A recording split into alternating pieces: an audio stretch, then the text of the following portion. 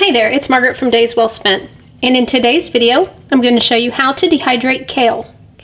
The first step in dehydrating kale is to get it thoroughly clean. You want to rinse it under some cool water, then fill up a sink or a container that will allow you to fully immerse the kale, allow it to soak, drain, and then dry it on some dish towels. We do have a separate video that's all about cleaning kale and other greens if you're interested. So once you've allowed your kale to sit on the dish towels for a little bit and dry, I'm going to go ahead and place them in a single layer out on the dehydrator trays. You want a single layer because that's going to allow them to dry much faster. It gives room for the warm air to move around on them. And go ahead and fill one whole tray, making sure they don't overlap, and then go on to the next tray. You'll continue doing that until all of your trays are full. Then we'll move on to placing them on the dehydrator. We have all of our trays filled up. I'm going to go ahead and turn the dehydrator on. We're going to set our dehydrator at 135 degrees. We want to go for 6 hours.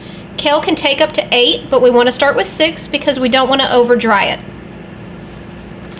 After the 6 hours, we'll check on it. If it still seems a little bit moist, then we'll add another 30 minutes to it.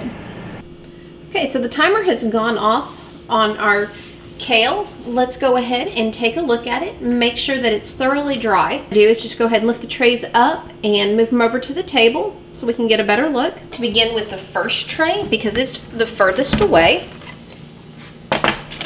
what we're looking for is it should have retained its color like this did and be dry. Grab a piece that has a little bit of the stem, and this all looks good. Let's go ahead and continue checking the rest of the trays. And one way to see if it's done is should break apart fairly easily.